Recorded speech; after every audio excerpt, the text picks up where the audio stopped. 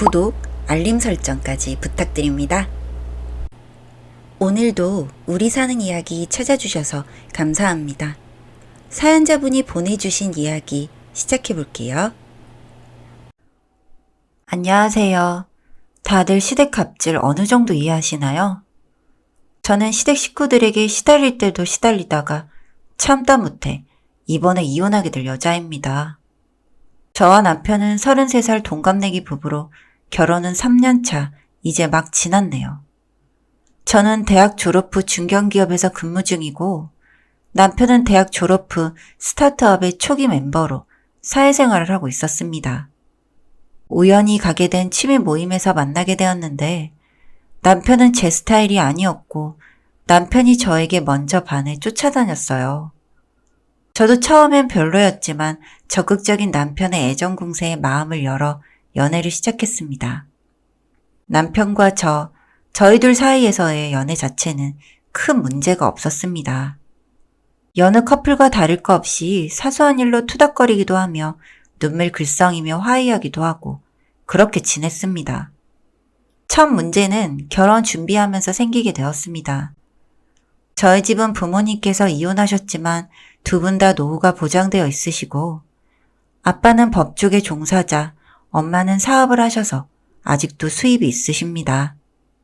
외동딸은 제 결혼 때 아빠는 저희가 사는 곳의 30평대 아파트, 엄마는 리모델링과 혼수에 사용하라며 5천 정도를 보태주셨습니다. 그리고 제가 모아둔 돈이 5천 정도였습니다. 참고로 저희가 사는 곳은 서울이 아니라 그렇게 서울만큼의 큰 금액이 들지는 않았습니다. 남편 집은 연애할 적에 종종 가보았지만 다세대 주택에서 남편과 부모님, 그리고 남편 아래 두 동생, 총 6식구가 살고 있었습니다.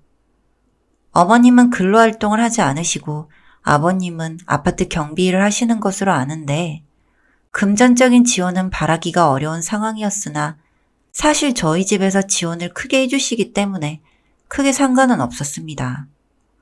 남편이 모아둔 돈은 3천 정도였고 적다고 생각했으나 제 생각엔 어차피 집과 리모델링비는 해결이 되었으니 남편이 모아둔 돈으로 결혼식 비용 및 혼수를 사고 제가 모아둔 돈은 각자 식구들 여행 보내드려도 괜찮지 않을까 생각했었습니다. 그리고 남은 돈은 저축을 하고요. 그런데 이 얘기를 꺼내자 어차피 양가 다 여행 보내드릴 거라면 5천 중에 2,500은 자기네 식구들을 주면 안 되냐고 하더군요.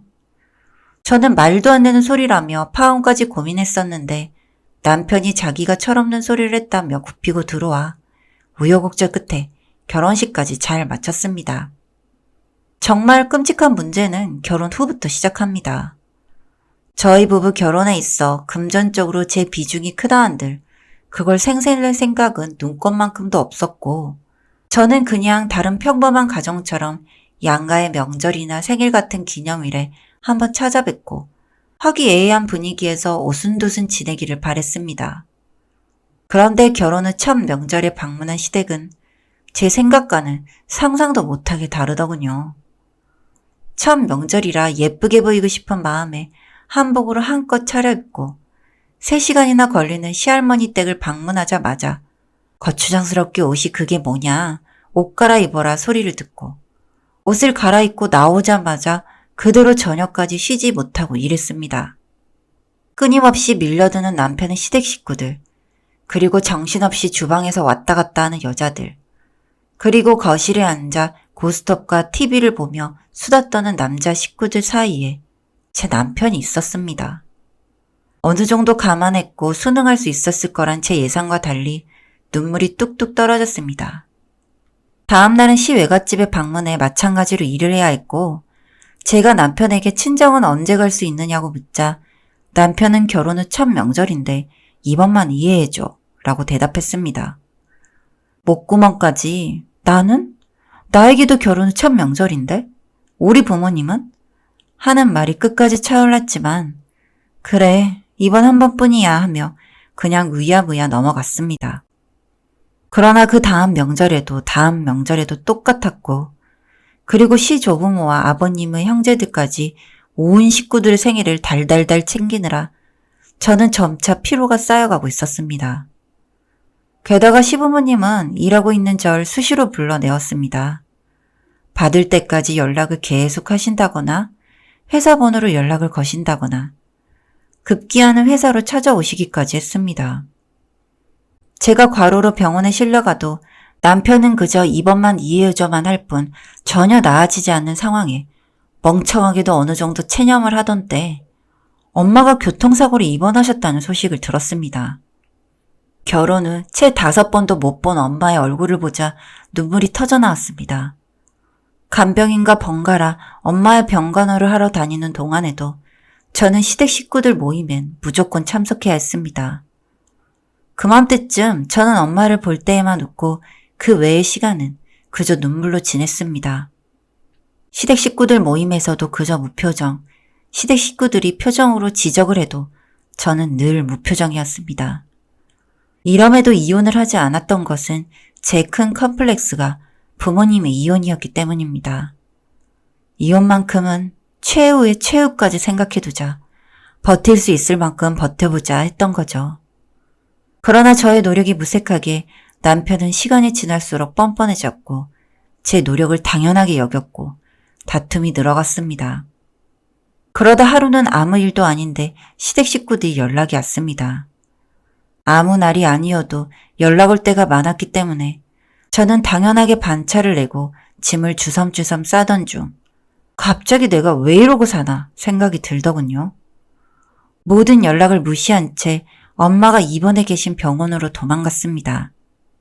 그리고 엄마 앞에서 엉엉 울며 그동안의 모든 일을 털어놓았더니 엄마가 굉장히 화가 나신 채로 당장 이혼하라고 하시더군요. 그러더니 아빠에게 전화를 걸어 두 분이 통화를 하시더니 아빠도 이혼을 하라고 하셨다더군요. 내 트라우마는 여전히 저에게 과분할 정도로 넘치는 사랑을 주시는 부모님 덕분에 이렇게 간단히 해결될 일이었는데 그동안 고생한 제가 너무 한심했습니다.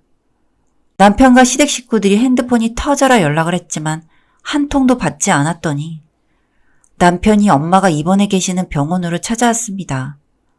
따로 얘기하자며 복도로 나가자 했으나 저는 싫은데? 하면서 거부했어요. 그랬더니 낮게 쌍욕을 읊조리더군요. 옳았구나. 기회다 싶어. 너 지금 나한테 뭐라고 했어? 땡땡? 네가 진짜 돌았구나.